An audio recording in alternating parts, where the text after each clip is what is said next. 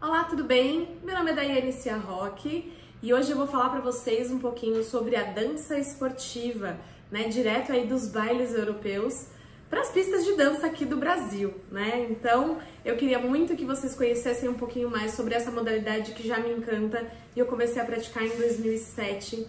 Queria agradecer ao governo do estado por essa aula, que ela tem o apoio do PROAC, a Lei de Incentivo à Cultura, por meio aí da Secretaria de Economia Criativa. O meu objetivo hoje é apresentar e contextualizar as 10 danças esportivas internacionais, quanto às suas características técnicas, rítmicas e expressivas. Durante a apresentação, eu vou passando uns trechinhos de dança, de vídeos, então, que a gente tem aí disponíveis no YouTube, para que vocês conheçam um pouquinho mais sobre a dança. Também oportunizar aos bailarinos esse conhecimento, de um novo mercado de trabalho a ser explorado, bem como as respectivas vertentes artísticas dessa dança. Então, o que é, Mais uma vez, o que é a dança esportiva? Provavelmente você já conhece, você já viu, mas não está se lembrando. A dança esportiva é uma modalidade de dança de salão europeia que foi introduzida no Brasil há mais de 40 anos pela comunidade nipo-brasileira. Atualmente, ela é reconhecida pelo Comitê Olímpico Internacional e faz parte, então, dos Jogos Mundiais, como eu vou trazer daqui a pouquinho para vocês, uma entrevista com o Patrick Tebaldi, que é presidente do Conselho Nacional de Dança Esportiva aqui no Brasil. Ele explicou um pouquinho mais sobre a dança esportiva e a participação da dança esportiva nas Olimpíadas de Paris 2024. E a dança esportiva, então, é caracterizada por vários casais rodopiando no salão. Nisso, a gente está falando sobre as danças Latin e Standard, que são as latinas e as Standard, rodopiando no salão ao mesmo tempo, ao som de uma música que provavelmente eles não sabem qual é, Eles treinam essa dança, mas não sabem qual música vão competir, com muito glamour, luxo e energia atlética. É possível que você já tenha visto vídeos ou mesmo filmes com a dança esportiva, a dança de salão internacional, e não se lembre. Então, por exemplo, o filme Vem Dançar, O filme Dança Comigo, o Dirty Dance, são filmes que trazem aí essa temática da dança de salão internacional, na maioria as danças latinas, mas também as standards, que é o caso aí do Richard Gere dançando o tango nesse filme maravilhoso. Os programas de TV, como o Dancing Brasil, que trata então todas as modalidades, Ele tem cada semana um ritmo diferente e aí dessa forma ele traz então as danças de salão internacional, que é o Dance with the Stars, que a gente tem fora do Brasil. Então a gente vai falar hoje principalmente sobre essas 10 danças de salão internacional. Mas a dança esportiva não é somente essas 10 danças de salão internacional, e para isso eu conversei com o Patrick Tebaldi e ele contou um pouquinho pra gente sobre essa participação da dança esportiva nos Jogos Olímpicos de 2024 em Paris. Ele contou pra gente que ela já é há algum tempo reconhecida pelo Comitê Olímpico, faz parte, por exemplo, do World Games, que são os Jogos Mundiais, e farão parte, então, das Olimpíadas de Paris. Porém, ela é composta por várias disciplinas: Latin e Standard, que é do que se trata essa aula de hoje, Breaking, Salsa, Rock and Roll acrobático, Country, danças folclóricas, danças em cadeira de roda e muito mais. E a disciplina que fará parte dos Jogos Mundiais, então, nos Jogos Olímpicos, é o Breaking, E a gente, se Deus quiser, vai ter representantes aí do Brasil nessa modalidade. Ele diz pra gente que é uma grande satisfação ter uma dança nos jogos, porque é o primeiro esporte onde a interação com a música ocorre na sua totalidade, O atleta ele precisa dançar as figuras, ações e expressões de acordo com o ritmo, a melodia e os acentos musicais dessas frases musicais, E 2 diferenciais ele conta pra gente desses jogos serão os improvisos e a criatividade. Então os atletas terão que improvisar e ser muito criativos e serão avaliados batalha a batalha, assim como é o breaking, Então a gente vai estar torcendo aqui pelo Brasil. Entrando um pouquinho então agora nas 10 danças, eu vou começar pelas 5 primeiras, as 5 latinas que é a rumba, o cha-cha-cha, o samba internacional, o passo doble e o jive. Vou começar então pela mais romântica de todas essas danças. A origem da rumba, então, ela remete a Cuba, assim como muitas danças latinas. A mais romântica das danças é também caracterizada pela forma de andar, o acentuado movimento dos quadris. No Brasil, a rumba muitas vezes é chamada de bolero, né? Então a gente com certeza já viu alguém dançar um bolero ou uma rumba e pensou que fosse bolero, enfim. A diferença vai ser justamente em acentuar o tempo 2 da música, né? Na rumba, então, o Brasil é muitas vezes chamado de bolero por causa das músicas dos bailes que traduz exatamente esse clima da rumba. O ritmo é quaternário, sendo acentuado nos tempos 1 e 3, né? Sendo um lento e 2 rápidos. Então é comum a gente ouvir os bailarinos contarem 2, 3, 4 e 1, 2, 3, 4 e 1, né? E acentuando o tempo 1 e o tempo 3, além de ser muito bonito. Vamos ao cha-cha-cha. Eu tenho uma quedinha pelo cha-cha-cha, eu gosto muito. Além de ser uma das danças muito possível de se dançar com músicas atuais, né? Dua Lipa, enfim, muitas músicas que a gente vê pop, né? Internacional, nacional, a gente consegue dançar com essas músicas. Então é muito fácil de você encontrar uma música dessa numa festa, nos salões e sair dançando um cha-cha-cha. No início, o cha-cha-cha ele parecia uma variante mais rápida da rumba.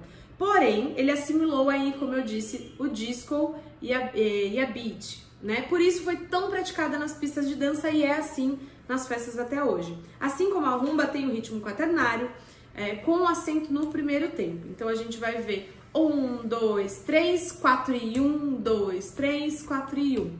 E sendo o 4 e a metade do tempo dos outros tempos. Talvez tenha ficado um pouco complicado, mas no vídeo você vai perceber bem essa acentuação.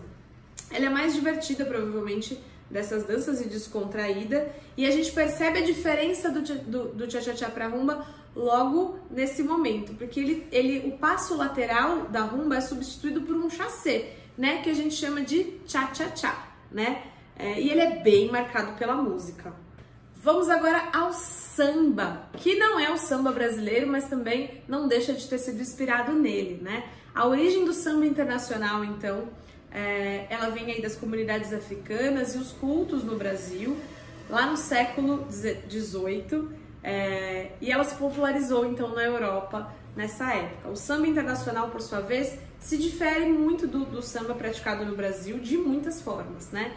E é mais marcante a padronização e a sistematização. Então, para que no mundo inteiro fosse possível que a gente dançasse da mesma forma, os passos foram padronizados em gráficos e tabelas. Então, dessa forma, foi um jeito de que eles encontraram que a gente dançasse esse samba internacional e as outras danças, né, em todos os países de uma mesma forma.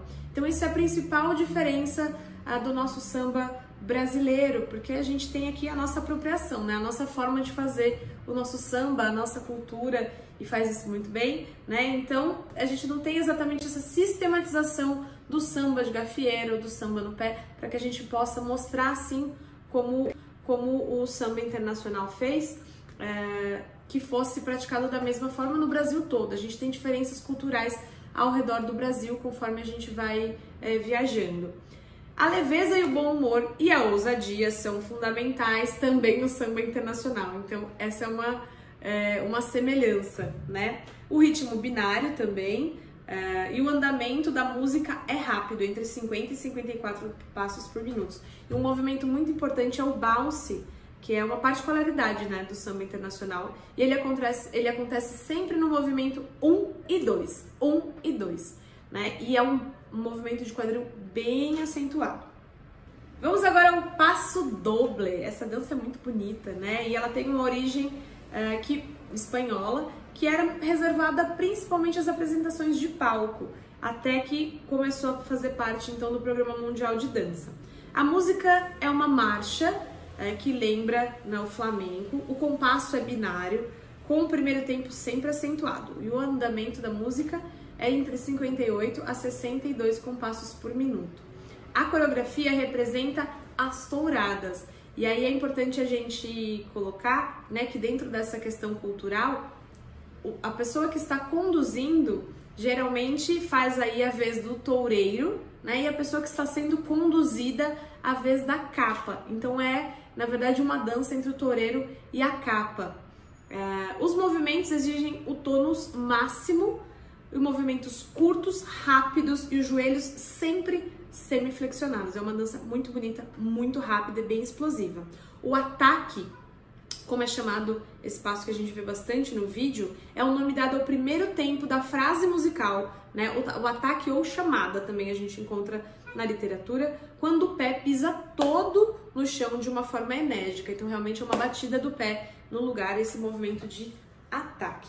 E a última das danças latinas, a mais americana de todas, o jive, então surge aí nos Estados Unidos, é uma variação de uma outra dança, também dançada aos pares, e aí ela vem a partir de movimentos saltitantes e acrobáticos, então, dos nova-iorquinos da época. A música expressa a alegria de viver, da juventude, e é muito rápida, cerca de 44 compassos por minuto.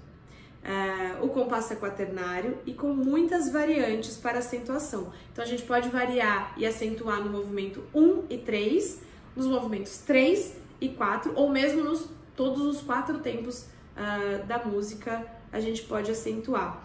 O jive é bem característico, a gente pode dançar em músicas de rock. No Brasil a gente viu muito o movimento do rock soltinho ou dessas danças.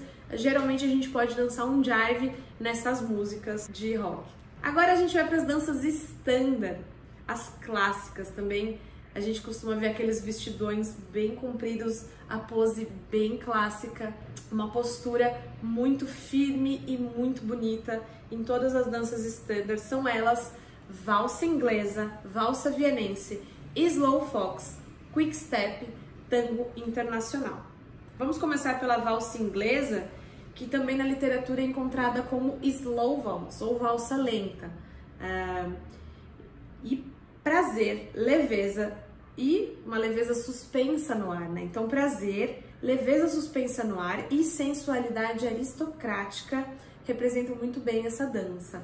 A Bettina, que é a escritora desse livro que eu tô trazendo aqui para vocês como referência, ela descreve como ser a mais fácil das danças para você começar a aprender a dançar, né? Mas ela assume que verdadeiramente o seu propósito vai aparecer quando você aprender a fazer as elevações e o trabalho de footwork, né? O trabalho dos pés. Então ela é uma dança muito fácil, mas que a gente consegue realmente perceber a diferença aí de um nível iniciante para um nível mais avançado pelo trabalho de técnica desses pés. Caracterizada pela música em compasso ternário, e geralmente a cada tempo se realiza um passo. A velocidade para as competições, né, no caso de competições, é de 30 compassos por minuto, nada como uma boa valsa. E agora a gente passa para outra valsa, a vienense, aquela que provavelmente a gente dançou, ouviu, né, as pessoas dançarem em festas de 15 anos, em valsas de noivos, é a mais rápida, então, no caso das valsas. Apesar de ser a mais antiga das danças de salão, a valsa vienense, ou valsa rápida, né, foi a última a ser incluída no programa de dança mundial, a dança esportiva. A característica mais marcante é a sua fluência animada e alegre e incessante de impulsos circulares. Então você vai ver os casais rodando realmente no salão com poucas figuras. Ela tem somente 6 figuras, pois ela prioriza a pureza impulsiva dos rodopios pelo salão. A velocidade da música deve ser constante no caso das competições, para que não tenha essa diferença. E sempre superior a 62 compassos por minuto. Sim, é um show, é uma valsa muito rápida e é muito bonito. Vamos agora de Slow Fox, que é uma dança que se diferencia aí, ela parte do foxtrot, né? Mas ela tem um andar bem ritmado para frente e para trás, e dificilmente ela é interrompida com a união dos pés.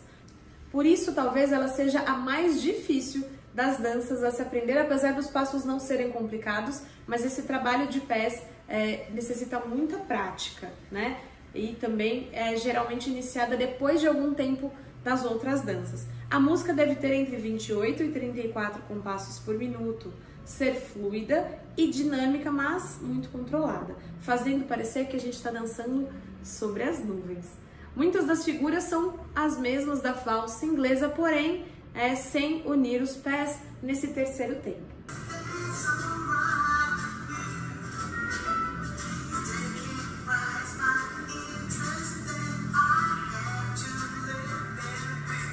É muito lindo, né?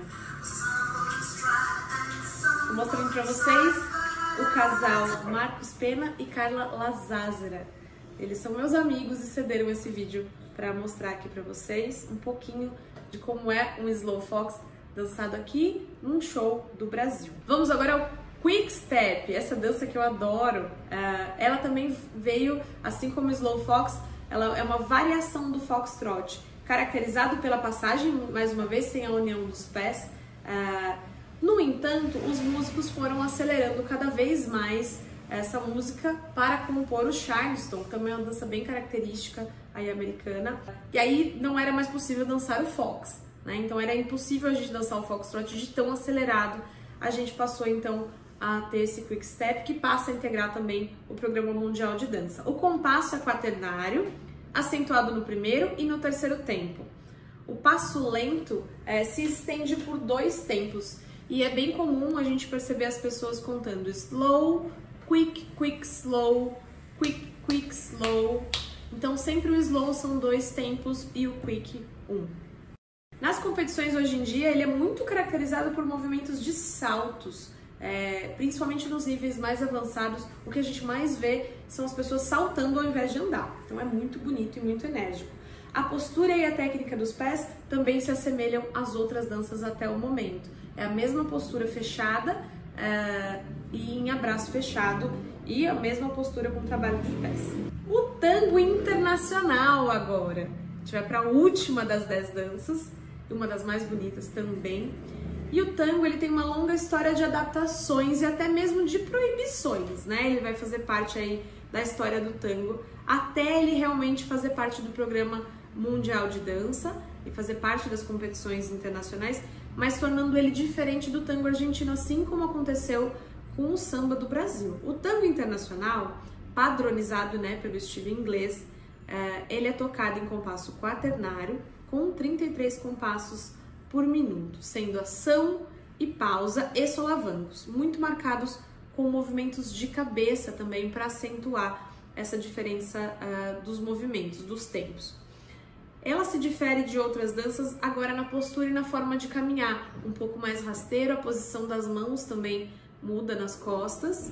Força e contenção podem ser boas palavras para resumir um pouquinho mais essa dança tão linda. Encerramos assim as 10 danças. Agora eu vou falar um pouquinho para vocês sobre uma característica muito importante dessas 10 danças. Os casais, quando entram na pista, eles não conhecem as músicas que vão tocar. Eles treinam rotinas que podem ser adaptadas em qualquer música.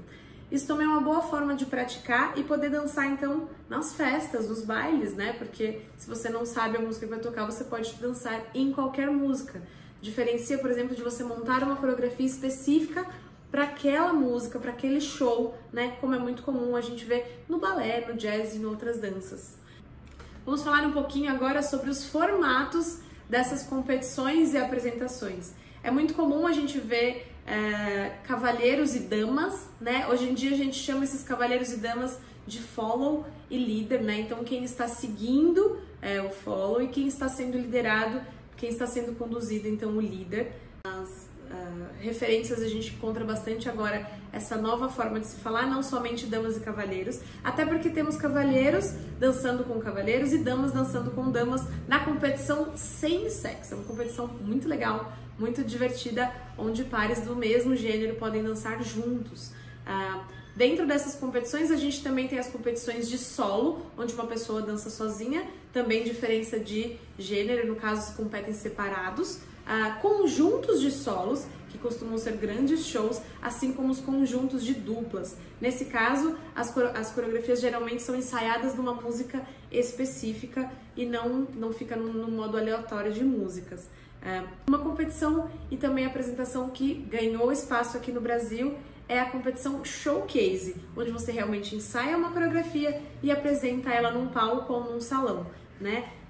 Isso tem ganhado muito espaço em palcos, em eventos, e para que as coisas fiquem mais fáceis, ele é dividido por categorias e idades. Fora isso, também uma competição que é muito forte, inclusive o Brasil tem uma equipe muito grande, é a dança em cadeira de rodas, né? A dança esportiva em cadeira de rodas. Tem uma equipe muito grande que costuma competir fora do Brasil. É uma equipe lindíssima que também segue essas mesmas danças que eu passei para vocês, e aí com um formato específico. E eu acho que isso vai ficar para uma outra aula, porque tem muita coisa para falar sobre essa galera que faz um trabalho lindo.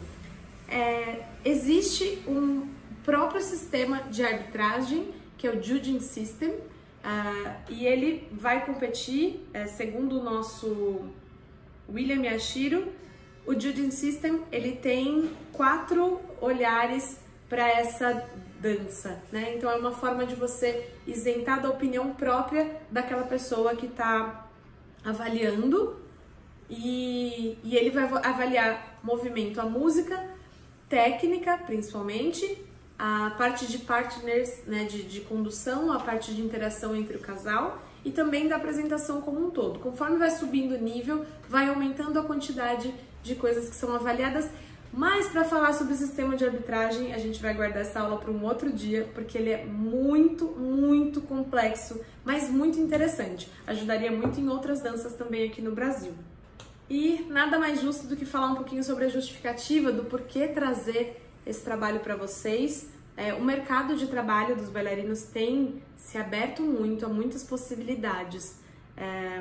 Então eu percebo que desde que eu comecei a aprender, em 2007 para cá, muitas oportunidades em programas de TV, em musicais, em eventos, têm aparecido cada vez mais dentro dessas modalidades, né? Não somente como valsa, que é a que mais aparece, mas em outras danças também, né? E as pessoas agora estão querendo aprender a dançar essas danças de forma correta, né?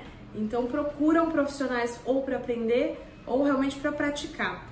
Uma das participações que eu não comentei ainda é a competição ou apresentação Pro-Am, que é esse professor dançando junto com esse aluno. Então eles preparam uma coreografia, fazem aulas e se apresentam em determinado evento ou competição. Também é um mercado importante para esse professor, para esse bailarino, ter aonde dançar. Grandes festivais, como por exemplo o Festival de Joinville, já teve aí algumas vezes a participação da dança esportiva, inclusive agora em 2002, com um casal que ganhou em primeiro lugar o DU de danças populares, né? Então isso é muito gratificante para a gente que está há tanto tempo nessa área, ver que isso tem cada vez mais feito parte também das outras danças de um modo geral e recebendo apoio de muitos colegas da dança dentro desse mercado.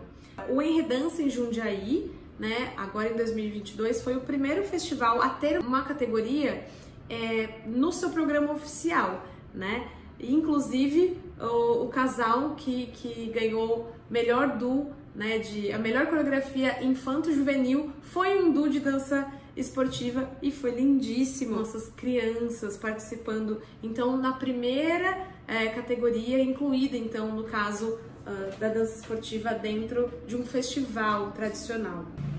Falar um pouquinho para vocês sobre essas referências. Então, uma delas que eu já mostrei e eu volto a trazer para vocês é esse livro da Bettina Ried, chamado Fundamentos da Dança de Salão, de 2002, editora Forte. Talvez a nossa única literatura em português sobre isso. Fora isso, a gente tem livros em inglês e alemão, também são muito usados aqui.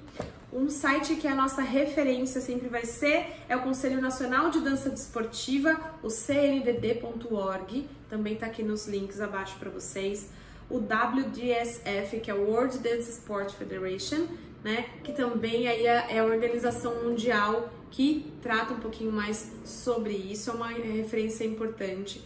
Esse Ballroom Guide, que é um guia de ballroom, um guia de dança esportiva, com quase praticamente todas as figuras que eu conheço estão nesse guia. Eles também têm um vídeo no YouTube com todas as figuras, que é muito importante para a gente fazer essa pesquisa, já que a gente tem poucas referências práticas no Brasil.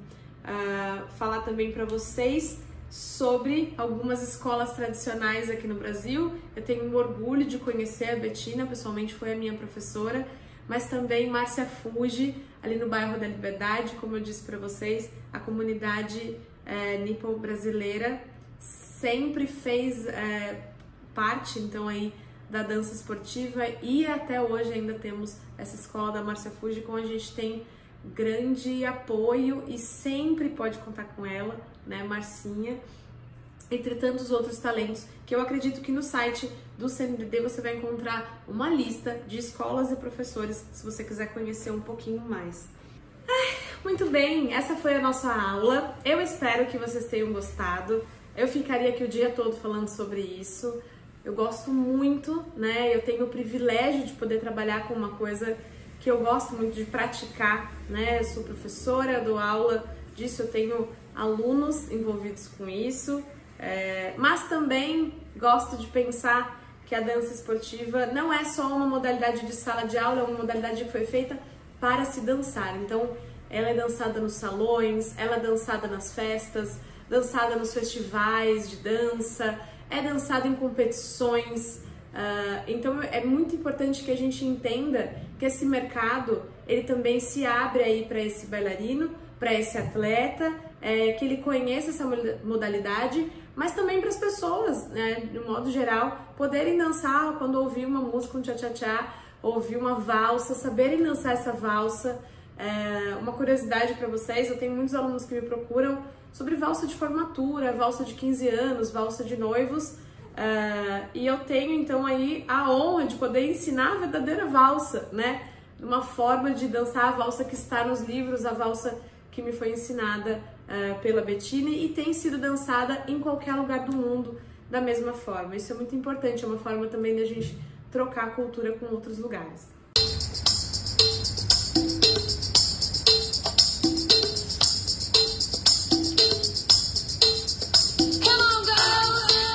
You believe in love? 'Cause I got something to say about it. And it goes something like this.